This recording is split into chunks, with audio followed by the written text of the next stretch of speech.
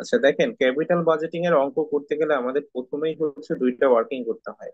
একটা হচ্ছে ডেপ্রিসিয়েশন বের করতে হয়, আর একটা হচ্ছে এনসিও বের করতে হয়।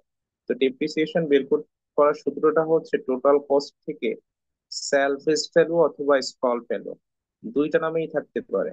একটা হচ্ছে সেলফ ভ্যালু আর একটা হচ্ছে স্টল ভ্যালু। যেই নামেই থাকুক না কেন, ওই দুইটাকে কি করতে হবে? হবে স্টলস এটাকে বাদ দিয়ে লাইফ টাইম দিয়ে ভাগ করতে হবে। ভাগ করলে হচ্ছে আমরা ডেপ্রিসিয়েশন পেয়ে যাব। এরপরে দ্বিতীয় নম্বর ওয়ার্কিংটা হচ্ছে এনসিও। এনসিও মিন্স হচ্ছে NEET cash outlay. NEET cash outlay বের করার সূত্রটা হচ্ছে টোটাল কস্টের সঙ্গে ওয়ার্কিং ক্যাপিটাল যোগ করতে হয় এইভাবে। আর দ্বিতীয় হচ্ছে অঙ্কে যদি শূন্য, এক, দুই, তিন, চার, পাঁচ, ছয় এইভাবে বছর বছর গুলো দেওয়া থাকে, তাহলে শূন্য বছরে যেই টাকাটা দেওয়া থাকবে সেটাকেই হচ্ছে এনসিও হিসাবে কাউন্ট করতে হয়। এরপরে হচ্ছে আমাদের অঙ্কে ক্যাশ ইনফ্লোস দেওয়া থাকে। তো ক্যাশ ইনফ্লোসটা কি, ক্যাশ ট্যাক্স নাকি আফটার? এটা বোঝার জন্য হচ্ছে আমাদেরকে দেখতে হয় যে অঙ্কে ট্যাক্স হচ্ছে।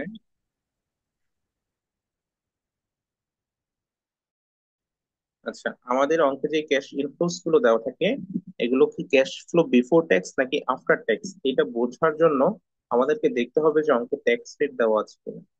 যদি অঙ্কে ট্যাক্স রেট দেওয়া থাকে এবং অঙ্কে ক্যাশ ইনফ্লোস গুলো থাকে, তাহলে বুঝতে হবে ওইগুলো হচ্ছে ক্যাশ ফ্লো বিফোর ট্যাক্স। আর যদি ট্যাক্স রেট দেওয়া না থাকে, তাহলে যেই ক্যাশ ইনফ্লোস গুলো দেওয়া থাকবে এগুলোকে ধরে নিতে হবে ক্যাশ ফ্লো আফটার ট্যাক্স। তো যদিও অঙ্কে ক্যাশ ফ্লো বিফোর ট্যাক্স থাকে, ক্যাশ ফ্লো বিফোর ট্যাক্স থেকে আফটার ট্যাক্সে বের করার জন্য আমাদের একটা 7 কলাম বিশিষ্ট টেবিলের মাধ্যমে এটা করতে হয়। যেটার প্রথমে থাকে হচ্ছে ইয়ার, দ্বিতীয়তে থাকে হচ্ছে সিএফবিটি, দেন হচ্ছে ডেপ্রিসিয়েশন বের করি আমরা ওয়ার্কিং এর মাধ্যমে ওইটা। এরপর আর্নিং বিফোর ট্যাক্স, সিএফবিটি থেকে ডেপ্রিসিয়েশন কে বাদ দেওয়া হয়। এরপর ট্যাক্স রেট দিয়ে গুণ করে ট্যাক্স এর অ্যামাউন্টটা বের করা হয়।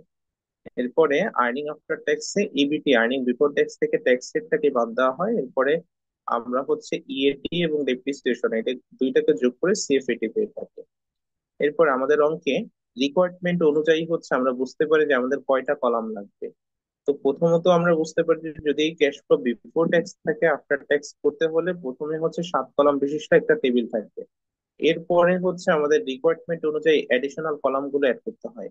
যদি পেব্যাক পিরিয়ড নির্ণয় করতে পারলে তাহলে সিসিএফএটি যুক্ত করতে হয়। সিসিএফএটি মিনস হচ্ছে কিউমুলেটিভ সিএফএটি। এরপরে যদি এনপিভি বের করতে বলা হয়, তাহলে আরো দুইটা অ্যাডিশনাল কলাম অ্যাড করতে হয়। একটা হচ্ছে পিভি ফ্যাক্টর আর একটা হচ্ছে পিভি অফ সিএফএটি। এরপর ডিসকাউন্টিং পেব্যাক পিরিয়ড বের করতে গেলে আরো একটা অ্যাডিশনাল কলাম অ্যাড করতে হয়, যেটা হচ্ছে পিভি অফ সিসিএফএটি। আর আইআরআর নির্ণয় করতে গেলে আরো দুইটা অ্যাডিশনাল কলাম অ্যাড করতে হয়, যেটা হচ্ছে পিভি ফ্যাক্টর একটা পিভি অফ সিএফএটি। কারণ আমরা জানি IRR internal rate of return বের করার জন্য দুইটা এনপিভির প্রয়োজন হয়। আর দ্বিতীয় এনপিভিটা বের করার জন্য হচ্ছে আমাদের দুইটা অ্যাডিশনাল কলাম ব্যবহার করতে হয়। তাহলে এখান থেকে যদি আমরা হিসাব করি, আমাদের পূর্বে ছিল হচ্ছে 7টা কলাম আর এখানে আছে 6টা কলাম। টোটাল হচ্ছে আমাদের টেবিলটা সর্বোচ্চ 13 কলাম বিশিষ্ট হতে পারে। এরপরে হচ্ছে আমাদের এখানে কিছু ফর্মুলাস দেওয়া ছিল। আমরা হচ্ছে এবার অঙ্কে চলে যাব, একটা অঙ্ক করলে দেন হচ্ছে আমরা এক এক করে প্রত্যেকটা আবার দেখা হয়ে যাবে। তো প্রথমে dinner enterprise considering a new product line, যে প্রোডাক্টের ডিটেলসটা দেওয়া আছে যে ইনিশিয়াল ক্যাশ আউটলে হচ্ছে 1 লক্ষ টাকা, লাইফ হচ্ছে 5 বছর, স্মল ভ্যালু বা স্যালভেজ ভ্যালু হচ্ছে 10,000 টাকা, ওয়ার্কিং ক্যাপিটাল হচ্ছে 20,000 টাকা। আর ক্যাশ ইনফ্লোস গুলো দেওয়া আছে এবং অঙ্কে ট্যাক্স রেট দেওয়া আছে। যেহেতু ট্যাক্স রেট দেওয়া আছে সেহেতু আমাদের এই ক্যাশ ইনফ্লোস যেগুলো আছে সেগুলো হচ্ছে ক্যাশ ফ্লো বিফোর ট্যাক্স। আমরা প্রথমেই বুঝে গেলাম যেগুলো দেওয়া আছে cash flow before tax, tax রেটটা দেখে। তো আমাদের প্রথম কাজ হচ্ছে ক্যাশ ফ্লো বিফোর ট্যাক্স থেকে আফটার ট্যাক্সটা বের করা।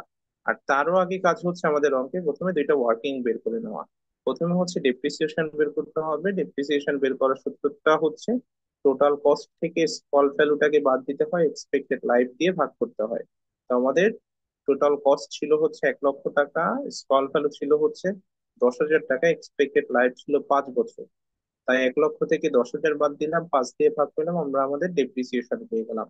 এরপরে হচ্ছে আমাদের এনসিও বের করতে হয়। এনসিও বের করার সূত্র ছিল টোটাল কস্টের সঙ্গে ওয়ার্কিং ক্যাপিটাল যোগ করতে হয়। টোটাল কস্ট ছিল 1 লক্ষ টাকা, ওয়ার্কিং ক্যাপিটাল ছিল 20,000 টাকা।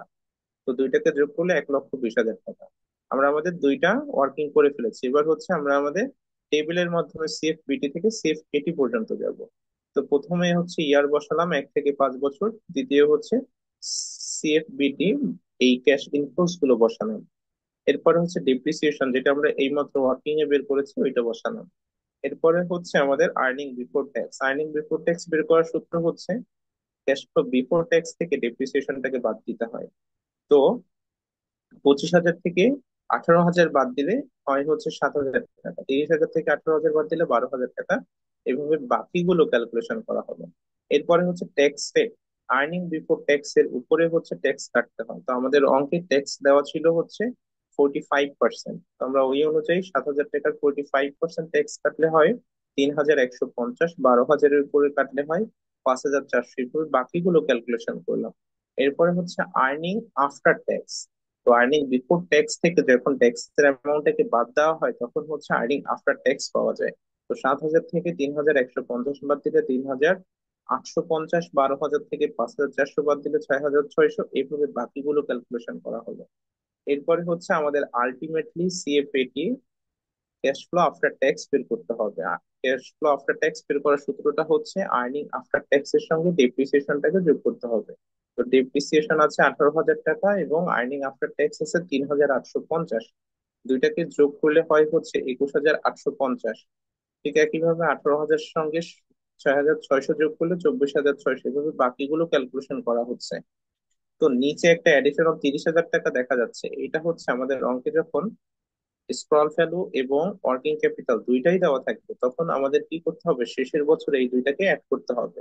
যদি একটা দেওয়া থাকতো একটা অ্যাড করতাম, যদি কোনোটা দেওয়া না থাকতো তাহলে আমরা শুধুমাত্র ক্যাশ ফ্লো এই 30,100 কে নিয়েই কাজ করতাম। এরপরে হচ্ছে আমাদের অঙ্কে বলেছিল যে পেব্যাক পিরিয়ড নির্ণয় করতে হবে। তো আমরা পেব্যাক পিরিয়ড নির্ণয় করার সূত্র জানি হচ্ছে এ প্লাস এনসিও মাইনাস সি বাই ডি। আমাদের প্রথমে দেখতে হবে নিট ক্যাশ আউটলে ছিল 1,20,000 টাকা। আর পেব্যাক পিরিয়ডের জন্য আমাদের একটা অ্যাডিশনাল কলাম অ্যাড করা হয়েছে যেটা হচ্ছে সিসিএফএটি। তো প্রথম বছর ক্যাশ ফ্লো আফটার ট্যাক্স ছিল 21,850, দ্বিতীয় বছর ছিল 24,600। 21,850-এর সঙ্গে 24,600 যোগ করলে 46,000 সামথিং। এর পরের বছর 25,700 যোগ করলে 72,000 সামথিং। এভাবে হচ্ছে আমরা ক্যালকুলেশন করলাম। ক্যালকুলেশন করলে দেখতে পেলাম যে পঞ্চম বছরে আমাদের ক্যাশ ফ্লো আফটার ট্যাক্স 1,59,600 হয়ে গেছে, যেটা হচ্ছে 1,20,000 টাকার বেশি। তখন আমরা কি করতাম, যেই বছরে বেশি হয় তার পূর্বের বছরের ইয়ারকে হচ্ছে এ ধরা হয়। যেই বছরকে আমরা এ ধরে থাকি সেই বছরের সিএফএটি কে সি ধরা হয় এবং তার পরবর্তী বছরের সিএফএটি কে ডি ধরা হয়। এভাবে হচ্ছে আমরা আমাদের ভ্যালুস গুলোকে পেয়ে গেলাম এবং ভ্যালুস অনুযায়ী এখানে মান বসিয়ে দিলেই আমরা আমাদের পে ব্যাক পিরিয়ড পেয়ে গেলাম। আর পেব্যাক রেসিপ্রোকাল হচ্ছে দ্বিতীয় নম্বরে ছিল। রেসিপ্রোকাল বের করার সূত্রটা হচ্ছে ঠিক রিভার্স করতে হবে। তো পেব্যাক পিরিয়ডে হচ্ছে 4.34 ইয়ার্স এসেছিল, এটাকে রিভার্স মানে উল্টে দিলে যেটা হয় সেটা হচ্ছে 23.04%। এটা হচ্ছে আমাদের পেব্যাক রেসিপ্রোকাল। এরপরে তৃতীয় নম্বর রিকোয়ারমেন্ট ছিল আমাদের এভারেজ রেট অফ রিটার্ন বের করতে হবে। তো এভারেজ রেট অফ রিটার্ন বের করার সূত্র ছিল এভারেজ ইএটি বাই হচ্ছে average LCO into 100। Average EAT বের করার সূত্র ছিল total EAT by useful life. আমাদের এখানে আর্নিং আফটার ট্যাক্স বের করেছিলাম 3,750, 6,600, 7,700। এভাবে সবগুলো যোগ করলে হয়েছিল 39,600। এই 39,600 কে ইউজফুল লাইফ 5 বছর দিয়ে ভাগ করলে যেটা আসে এটাই হচ্ছে আমাদের এভারেজ ইএটি 7,920। এরপরে এভারেজ এনসিও বের করার সূত্র হচ্ছে টোটাল কস্টের সঙ্গে স্যালভেজ ভ্যালু যোগ করতে হবে, ভাগ করতে হবে 2 দিয়ে। তো টোটাল কস্ট ছিল 1 লক্ষ টাকা, স্যালভেজ ভ্যালু ছিল 10,000 টাকা এবং ভাগ করলাম 2 দিয়ে এবং যোগ করলাম ওয়ার্কিং ক্যাপিটাল। এটাকে যোগ করলে হয় হচ্ছে 75,000 টাকা। তো আমরা এভারেজ সিএটিও পেয়ে গেলাম, এভারেজ এনসিও পেয়ে গেলাম। এই দুটাকে ভাগ করলে আমরা হচ্ছে আমাদের এভারেজ রেট অফ রিটার্ন পেয়ে গেলাম। এরপরে লাস্ট আমাদের যেটা প্রথমবারের রিকোয়ারমেন্টে করতে বলেছিল সেটা হচ্ছে ROI, return on investment. Return on investment বের করার সূত্র হচ্ছে average CAT by NCO into 100। তো আমরা একটু আগেই ওয়ার্কিং এ বের করেছিলাম যে এভারেজ সিএটি সমান সমান 7,920। তো 7,920-কে এনসিও যেটা আমরা ওয়ার্কিং এ বের করেছিলাম 1,20,000 টাকা, ওইটা দিয়ে ভাগ করলাম। ভাগ করলে হচ্ছে আমরা আমাদের আরওআই টা পেয়ে গেলাম। তো আমাদের এই অঙ্কের এই পর্যন্ত কি কারো কোনো কোশ্চেন থাকলে আমাকে করতে পারেন, না হলে আমি পরবর্তীতে আগাবো, একটু রেসপন্স করবেন। পরবর্তী অঙ্ক দেখান ভাই। আচ্ছা, এরপরে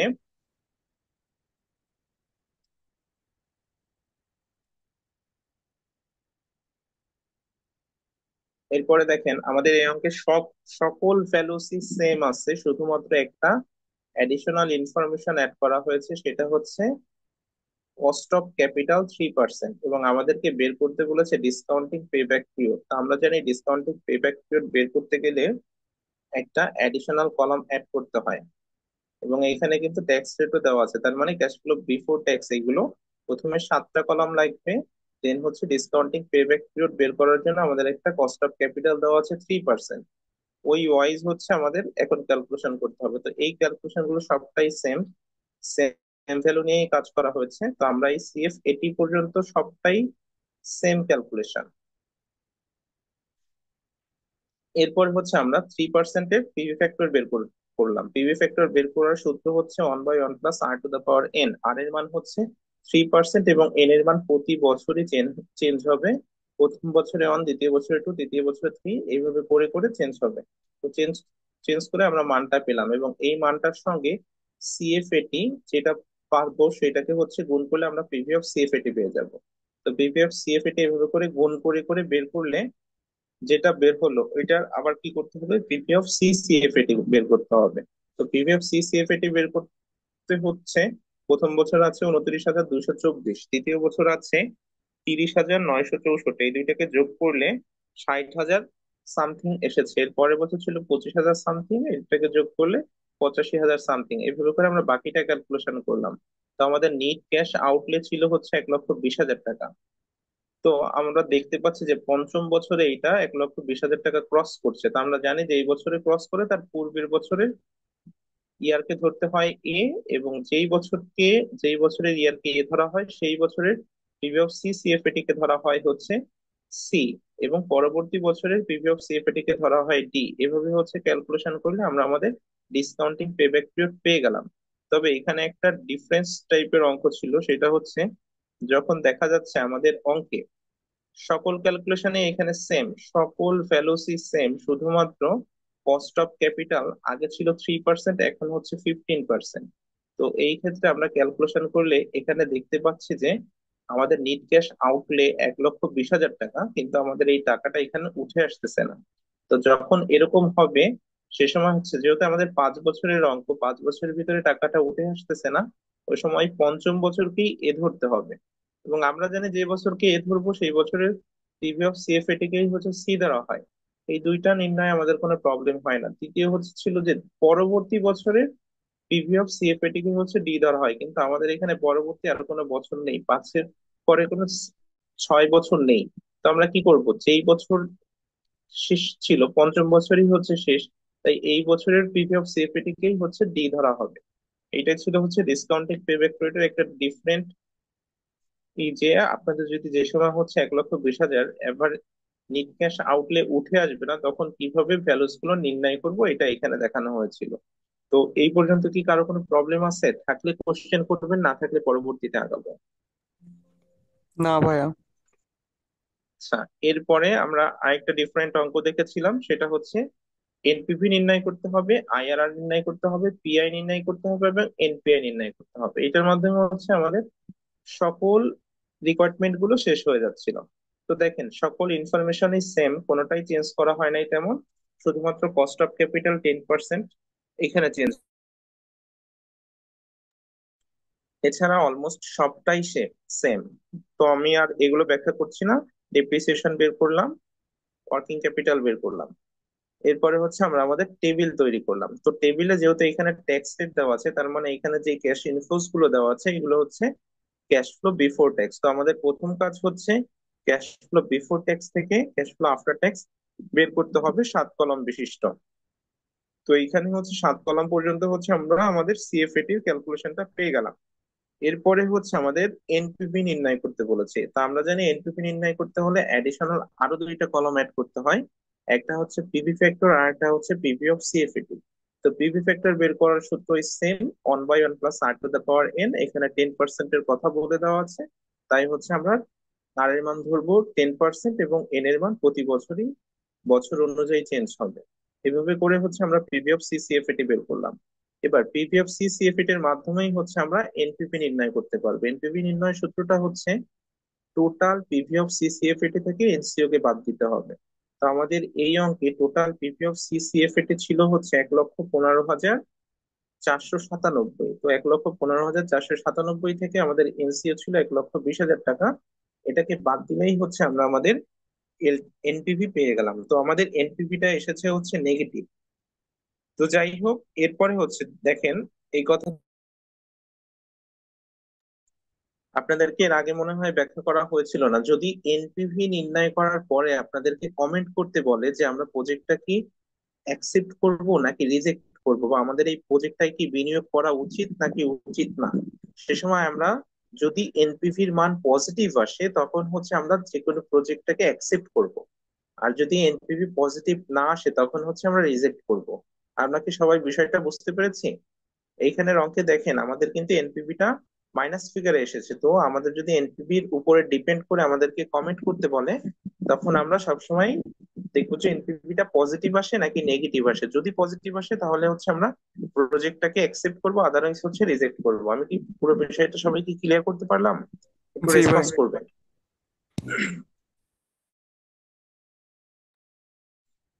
এরপরে হচ্ছে আমাদেরকে বলছিল যে ইন্টারনাল রেট অফ রিটার্ন বের করতে হবে। তো আমরা জানি ইন্টারনাল রেট অফ রিটার্ন বের করার জন্য দুইটা এনপিভির প্রয়োজন হয়, একটা পজিটিভ একটা নেগেটিভ। তো আমরা অলরেডি নেগেটিভ এনপিভি পেয়ে গিয়েছি। এবার হচ্ছে আমাদের একটা পজিটিভ এনপিভির প্রয়োজন হবে। তো নেগেটিভ এনপিভি যেহেতু পেয়ে গেছি, আমাদের 10% যে খরচ ছিল, 10% কস্ট অফ ক্যাপিটালে আমাদের এনপিভি এসেছে নেগেটিভ। তো পজিটিভ করতে হলে আমাদের খরচটাকে কমাতে হবে। তো আমরা জানি খরচ বাড়ানো বা কমানোর প্রসেসটা হচ্ছে 3 গুণ অথবা 4 গুণ বাড়াতে হবে অথবা কমাতে হবে। তো আমরা 10% ছিল সেখান থেকে 3%-এ চলে আসলাম। এসে ক্যালকুলেশন করে দেখলাম যে আমাদের টিপিভি এসেছে 1,44,063। এটা থেকে যখন এনসিও কে বাদ দিলাম তখন হচ্ছে আমাদের এনপিভি পজিটিভটা পেয়ে গেলাম 24,063। এবার এই পজিটিভ এনপিভি অনুযায়ী হচ্ছে আমরা ক্যালকুলেশন করলে আমাদের ইন্টারনাল রেট অফ রিটার্ন পেয়ে গেলাম। এবার হচ্ছে আমাদের দুইটা রিকোয়ারমেন্ট পরবর্তী, একটা হচ্ছে পিআই আর একটা হচ্ছে এনপিআই, প্রবাবিলিটি ইনডেক্স আর একটা হচ্ছে নিট প্রবাবিলিটি ইনডেক্স। তো আমরা আমাদের এই অঙ্কে আমাদের দুইটা টিপিপি আছে, দুইটা এনসিও আছে। তো আমাদের যখন এনপিপি পিআই নির্ণয় করতে হয় টিপিপি বাই এনসিও ইন্টু 100। তো আমাদের অঙ্কে দুইটা টিপিপি আছে এবং দুইটা এনসিও আছে, কিন্তু সবসময় আমরা মনে রাখবো কোশ্চেনে যেই ভ্যালুসটা দেওয়া থাকবে, এখানে কোশ্চেনে দেওয়া আছে 10%। কোশ্চেনে যেই ভ্যালুসটা দেওয়া থাকবে আমরা সবসময় সেই ভ্যালুসের টিপিপি এবং এনসিও নিয়ে কাজ করব। আমাদের কোশ্চেনে দেওয়া ছিল 10%, 10%-এর টিপিপি ছিল 1,15,497 এবং এনপিপি ছিল -4,503। তো এই দুইটাকে নিয়েই হচ্ছে আমরা পিআই এবং এনপিআই নির্ণয় করেছি। এরপরে হচ্ছে আমরা একটু একটু করে ডিফারেন্ট টাইপের অঙ্কগুলো দেখেছিলাম, যে আমাদের ক্যাশ ফ্লো আফটার ট্যাক্স যদি যদি সেম আসে প্রতি বছর, সেই ক্ষেত্রে আমরা কিভাবে ক্যালকুলেশন করব। তো যখন সেম আসে তখন হচ্ছে আমাদের পেব্যাক পিরিয়ড নির্ণয় করাটা খুবই ইজি। এনসিও কে সিএফএটি দিয়ে ভাগ করলেই হচ্ছে আমরা আমাদের পেব্যাক পিরিয়ড পেয়ে যাব। এরপরে হচ্ছে আমাদের প্রতি বছরই যখন সেম ক্যাশ ইনফ্লোস হচ্ছে তখন হচ্ছে ইন্টারনাল রেট অফ রিটার্ন। আচ্ছা, এখানে আবার বলেছিল ইন্টারনাল রেট অফ রিটার্ন বের করতে হয়। তো আমরা জানি যে ইন্টারনাল রেট অফ রিটার্ন বের করতে গেলে দুইটা এনপিভির প্রয়োজন হয়। তো দুইটা এনপিভির প্রয়োজন হলে দুইটা কস্ট অফ ক্যাপিটালের প্রয়োজন হয়, কিন্তু আমাদের এখানে কোনো কস্ট অফ ক্যাপিটাল দেওয়া নাই। এই অঙ্কটাই শেখানো হয়েছিল, আপনাদের যদি অঙ্কে কোনো কস্ট অফ ক্যাপিটাল দেওয়া না থাকে সেই ক্ষেত্রে সেই ক্ষেত্রে হাইয়েস্ট এবং লোয়েস্ট দুটোটাই হচ্ছে আপনাদের নিজেদেরই ধারণা করে নিয়ে নিতে হবে। তো এই অঙ্কের ক্ষেত্রে আমরা প্রথমটাকে ধরেছিলাম 10% ধরে নিয়েছিলাম, ধরে নিয়ে আমরা একটা ক্যালকুলেশন করেছিলাম এবং আরেকটা ধরে নিয়েছিলাম 40%, তারপরে ক্যালকুলেশন করেছিলাম। তো এই এই অঙ্কে যেহেতু আমাদের প্রতি বছরই হচ্ছে cash flow after tax same এসেছিল, এই ক্ষেত্রে হচ্ছে আমাদের এই ফর্মুলা ইউজ করে হচ্ছে পিভি ফ্যাক্টরটা বের করতে হয়েছিল। এই ফর্মুলা অনুযায়ী হচ্ছে আমরা পিভি ফ্যাক্টর বের করে আমরা ক্যালকুলেশন করেছিলাম। আপনাদের এই অঙ্কে কি কারো কোনো কোশ্চেন আছে? থাকলে আমাকে করতে পারেন। এই অঙ্কটা কিভাবে ক্যালকুলেশন করা হয়েছিল, এটা কি কারো কোনো কোশ্চেন আছে? যখন সিএফ এটি সমান থাকবে, তখন হচ্ছে 4 বছরেরটাই একবারে ক্যালকুলেশন করতে হবে, আর একবারে মানটা বের করার জন্য এই সূত্রটা অ্যাপ্লাই করতে হবে, তাহলে আমাদের একবারে সবগুলোর মান বের হয়ে যাবে। এখানে আমাদের অঙ্কে ছিল 4 বছরের অঙ্ক, তাই হচ্ছে আমাদের এন এর মান এখানে 4 হয়েছে। যদি এখানে 5 বছরের অঙ্ক থাকতো, তাহলে আমাদের এইখানে এন এর মান হতো 5, এবং সেই অনুযায়ী হচ্ছে আমাদের একটা পিভি ফ্যাক্টর বের হতো। ওইভাবে হচ্ছে আমরা ক্যালকুলেশন করতাম। তো এটার মাধ্যমে হচ্ছে যে আমরা টিপিভিউ বের করলাম, এনপিভিউ বের করলাম, বের করে হচ্ছে আমরা আমাদের internal rate of return calculation করে ফেললাম। আচ্ছা, এই পর্যন্ত কারো কোনো কোশ্চেন থাকলে আমাকে করতে পারেন, তাহলে আমি সামনের দিকে আগাবো। রেসপন্স করবেন। নাই ভাই। আচ্ছা, এরপরে এটা আপনাদের এসডব্লিউ দিয়েছিলাম। আচ্ছা, এরপরে লাস্ট যেটা দেখিয়েছিলাম সেটা হচ্ছে এখানেও প্রতি বছরই হচ্ছে ক্যাশ ইনফ্লোস গুলো সেম দেওয়া আছে, এবং আমাদের পে ব্যাক পিরিয়ড নির্ণয় করতে বলেছে, কিন্তু একটা কথা এডিশনাল দেওয়া আছে, সেটা হচ্ছে 30% ট্যাক্স রেট। তো যখন এই ট্যাক্স রেটটা দেওয়া থাকবে, তখন এই ক্যাশ ইনফ্লোস গুলোকে আমরা জানি যে এগুলোকে হচ্ছে ক্যাশ ফ্লো বিফোর ট্যাক্স ধরা হবে। সূত্র সেম, যে pay back period NCO by CF AT, কিন্তু এখানে যেই ভ্যালুস গুলো দেওয়া আছে এগুলো হচ্ছে সিএফ বিটি। তো আমাদের প্রথম কাজ করতে হবে সিএফ এটিটা বের করে নিতে হবে। তো সিএফ এটি বের করতে হলে আমাদের প্রথমে অ্যাজ ইউজুয়াল ডেপ্রিসিয়েশন বের করতে হয়, ওয়ার্কিং ক্যাপিটাল বের করতে হয়। তো ডেপ্রিসিয়েশন আমরা বের করেছি, কিন্তু ওয়ার্কিং ক্যাপিটাল এনসিও বের করার জন্য অ্যাডিশনাল কোনো ইনফরমেশন নেই। যে আমাদের ওয়ার্কিং ক্যাপিটাল যদি থাকতো, তাহলে আমরা হচ্ছে এনসিও, এখানে 0 বছরে যেটা থাকে সেটাকেই হচ্ছে এনসিও ধরা হয়। তারপরে যদি হচ্ছে আমাদের কোনো অ্যাডিশনাল ওয়ার্কিং ক্যাপিটাল দেওয়া থাকে, তাহলে আমরা অ্যাডিশনাল ভাবে আরেকটা ওয়ার্কিং করে আমরা এনসিওটা বের করতাম। তো আমাদের যেহেতু ওয়ার্কিং ক্যাপিটাল দেওয়া নাই, তাই হচ্ছে আমরা একটা ওয়ার্কিং ই করেছি। করার পরে কি করলাম, ডেপ্রিসিয়েশনকে বাদ দিলাম, বাদ দিলে ইবিটি পেলাম, ইবিটি থেকে ট্যাক্স বের করলাম 30%। এই যে এখানে যে 30% ট্যাক্স দেওয়া ছিল, সেই 30% ট্যাক্স বের করলাম। এরপরে হচ্ছে ইএটি পেলাম, ইবিটি থেকে ট্যাক্স রেটটাকে বাদ দিলে আর্নিং আফটার ট্যাক্স পাই। এরপরে হচ্ছে ইএটির সঙ্গে ডিপ্রিসিয়েশন যোগ করলে হচ্ছে আমরা আমাদের আলটিমেটলি সিএফএটি পাই। সেখানে এটা লেখা ছিল না, আমি একটু অ্যাড করে দিই এখন।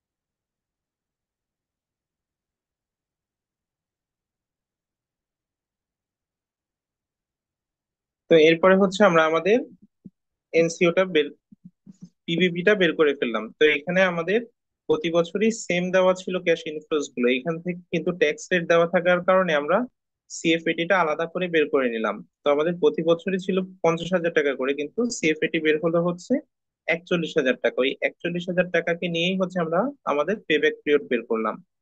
এরপরে যেই নতুন যেটা ছিল সেটা হচ্ছে প্রতি বছরই হচ্ছে সেম অ্যামাউন্ট দেওয়া আছে, সেম অ্যামাউন্ট দেওয়া আছে এবং আমাদেরকে ডিসকাউন্টিং পেব্যাক পিরিয়ড বের করতে বলেছে। তো সেম অ্যামাউন্ট দেওয়া থাকা সত্ত্বেও ডিসকাউন্টিং পেব্যাক পিরিয়ড নির্ণয় করার সময় আমাদের প্রত্যেকটা ইয়ারকে আলাদা আলাদা করে ক্যালকুলেশন করতে হবে। তো ওই কারণে হচ্ছে এটা দেখানো হয়েছিল যে আলাদা আলাদা করে ক্যালকুলেশন করার বিষয়টা, যে পেব্যাক পিরিয়ড নির্ণয় করার জন্য একটা সূত্রের মাধ্যমেই হয়ে যাচ্ছে, কিন্তু ডিসকাউন্টিং পেব্যাক পিরিয়ড নির্ণয় করতে গেলে অবশ্যই হচ্ছে আমাদেরকে সক ইউজ করতে হবে, যেটা প্রতি বছর যদি সমান থাকুক আর ক্যাশ ফ্লো অসমান থাকুক, সেটা কোনো ম্যাটার করবে না। আমাদের ডিসকাউন্টিং পেব্যাক পিরিয়ড বের করতে হলে অবশ্যই অবশ্যই আমাদেরকে টেবিল ফলো করতে হবে। তো প্রথমে সিএফএটি এর মানগুলো বসালাম, এরপরে পিভি ফ্যাক্টর অনুযায়ী মান বসালাম, পিভি অফ সিএফএটি বসালাম, আর পিভি অফ সিসিএফএটি অনুযায়ী হচ্ছে কাজ করলাম।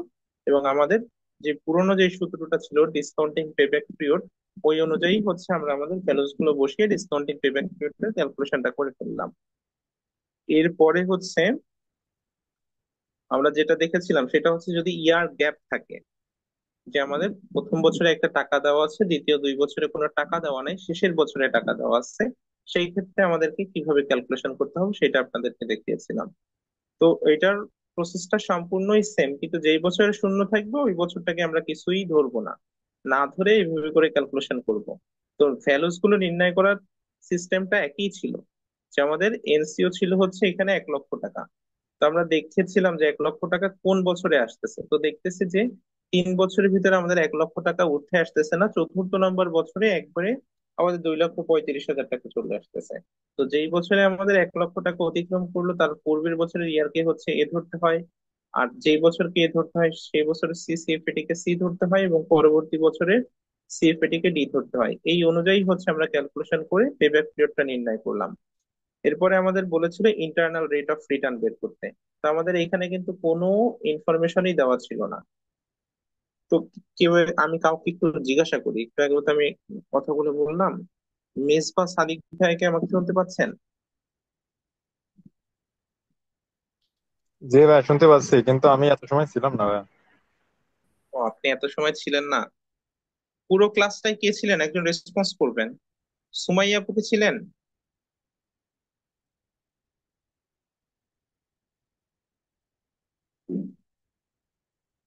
নাসরিন নাহার তাসলিমা আপু কি ছিলেন আপনি সম্পূর্ণ ক্লাসে?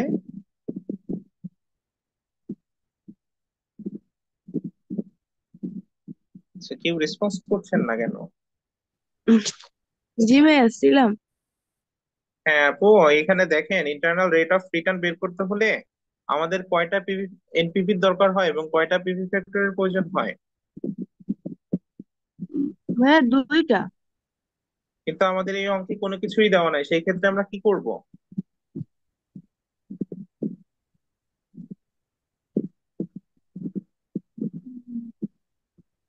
হ্যাঁ, আমাদের বের করে নিতে হবে। যদি আমাদের অঙ্কে কোনো ইনফরমেশন দেওয়া না থাকে সেই ক্ষেত্রে আমরা দুইটা ভ্যালুসই হচ্ছে নিজেরা ধরে নিব, যে এখানে 10% এবং 40%, এটা দুইটাই হচ্ছে আমরা নিজেরা ধরে নিয়েছি। আমাদের অঙ্কে দেওয়া থাকে একটা এবং সেটা অনুযায়ী হচ্ছে আমরা কাজ করি, ওটা দিয়ে দেখি যে জি এনপিভি পজিটিভ আসছে নাকি নেগেটিভ আসতেছে, সেই অনুযায়ী হচ্ছে আমরা পরবর্তীটা নেই। কিন্তু অঙ্কে যদি কোনোটাই দেওয়া না থাকে সেই ক্ষেত্রে হচ্ছে দুটোটাই হচ্ছে আমাদেরকে ধরে নিয়ে কাজ করতে হবে। জি ভাইয়া। এই অনুযায়ী এখানে প্রথমে 10% ধরে নিয়ে কাজ করে দেখলাম যে আমাদের পজিটিভ আসতেছে নাকি নেগেটিভ আসতেছে, দেখলাম যে আমাদের পজিটিভ মান এসেছে। তাহলে এর পরের বার আমরা চিন্তা করলাম যেহেতু 10% পজিটিভ এসেছে, তাহলে আমাদের খরচটাকে বাড়াতে হবে, বাড়িয়ে নেগেটিভ করতে হবে। তো আমরা জানি যে খরচ বাড়ানোর নিয়ম হচ্ছে 3 গুণ অথবা 4 গুণ। তো আমরা 4 গুণ খরচ বাড়িয়ে দিলাম, 10% থেকে 40% করে দিলাম। 40% করে দিলে আমাদের খরচটা বেড়ে গেল এবং এনপিভি নেগেটিভ পেয়ে গেলাম 16,129। সেই অনুযায়ী হচ্ছে আমরা আমাদের আইআরআর টা নির্ণয় করলাম। তো এই ছিল আপনাদের লাস্ট অঙ্ক এই পর্যন্ত। তো ওভারঅল আজকে এই ক্লাসে আপনারা তো এতদিনও ক্লাস করেছেন, আপনাদের কি ক্যাপিটাল বাজেটিং এর কোথাও কারো কোনো বুঝতে প্রবলেম হলে আমাকে কোশ্চেন করতে পারেন। আমি এক এক করে একটু জিজ্ঞাসা করি। প্রথমে নাজনীন নাহার তাসলিমা আপুই বলেন, আপনার কি ক্যাপিটাল বাজেটিং এর কোথাও কোনো বুঝতে প্রবলেম হয়েছে? না ভাইয়া সমস্যা হয়নি, কিন্তু একটা কথা, ওই যে শক শক তৈরিতে ওই যে সিএফবিটি আর সিএফএটি শুধু এই দুইটা নিয়েই মানে প্রশ্ন থাকবে, এর বাইরে তো আর থাকবে না? না না, শকে হচ্ছে আপনার সিএফ এটি অথবা সিএফ বিটি এরকম থাকবে। না, এই দুইটার ভিতর যে কোনো একটাই থাকবে? হ্যাঁ হ্যাঁ হ্যাঁ, শখের ভিতরে। আচ্ছা তো ঠিক আছে, আপনার আর শখ কোনো যদি না সমস্যা থাকে নাই। সেক্ষেত্রে হচ্ছে আপনি বুঝতে পারবেন যে আপনি ট্যাক্স রেট দেখে চিন্তা করবেন যে আসলে কি এটা সিএফ বিটি আছে নাকি সিএফ এটি আছে। যদি ট্যাক্স রেট দেওয়া থাকে তাহলে সিএফ বিটি, আর দেওয়া না থাকলে সিএফ এটি। ঠিক আছে? আচ্ছা ভাই। আচ্ছা, আরো কারো কোনো কোশ্চেন থাকলে করতে পারেন। আচ্ছা, এখানে নোমান ভাইয়া, আপনি কি শুনতে পাচ্ছেন আমাকে? জি ভাই। হ্যাঁ ভাইয়া, আপনি কি পুরো বিষয়টা বুঝতে পেরেছেন ক্যাপিটাল বাজেটিং এর? কোনো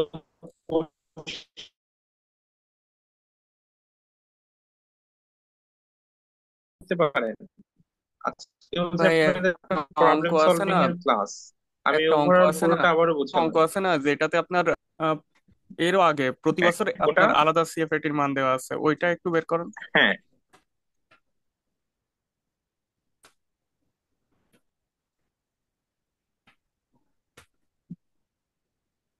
হ্যাঁ, এইটার এটার জন্য কথা কি বলছেন। ওই সূত্রটা অ্যাপ্লাই করতে হবে একটু আগে যেটা দেখালেন আর কি? এই যে এটার জন্য হচ্ছে এই সূত্র অ্যাপ্লাই করবেন। এখানে তো প্রতি বছর সেম নাই। প্রথম বছর হচ্ছে 50,000, দ্বিতীয় দুইটা বছরে কোনো টাকাই দেওয়া নাই। এখানে তো আর সেম নেই, নাই মানে কি প্রথম, দ্বিতীয় এবং তৃতীয় বছরে জিরো। তার মানে ডিফারেন্ট ডিফারেন্ট অ্যামাউন্ট আছে, ডিফারেন্ট ডিফারেন্ট অ্যামাউন্ট থাকলে সেই সময় হচ্ছে এই সূত্রটা অ্যাপ্লাই করতে হয়, এ প্লাস এনসিও মাইনাস সি বাই ডি। ঠিক আছে। আর হ্যাঁ ঠিক প্রতি আছে। বছরে যদি সেই ক্ষেত্রে হচ্ছে আমরা এইটা অ্যাপ্লাই করবো, এনসিও বাই সিএফএটি। আচ্ছা, তাহলে আমি আশা করছি সবাই বুঝতে পেরেছেন। আমি আরেকজনকে জিজ্ঞাসা করি, রিপা আপু কি আমাকে শুনতে পাচ্ছেন? জি ভাইয়া, বলেন। হ্যাঁ আপু, আপনি তো হচ্ছে মনে হয় একটু নতুন জয়েন করেছেন কিছুদিন আগে, নাকি প্রথম থেকেই ক্লাস করেছেন? না ভাই, নতুন জয়েন করছি কিন্তু আগে রেকর্ডিং গুলো দেখছি আমি। রেকর্ড গুলো দেখেছেন? কোনো প্রবলেম নেই তো আপনার অঙ্ক বুঝতে? না ভাইয়া, কোনো প্রবলেম নাই। আচ্ছা ঠিক আছে, তাহলে আপনাদের কারোই কোনো প্রবলেম নেই, আমি এটা ধরে নিলাম। তো আজকের ক্লাসটা আমি এখানেই শেষ করে দিলাম, নেক্সট ক্লাস থেকে হচ্ছে আপনাদের নতুন চ্যাপ্টার শুরু হবে। ঠিক আছে।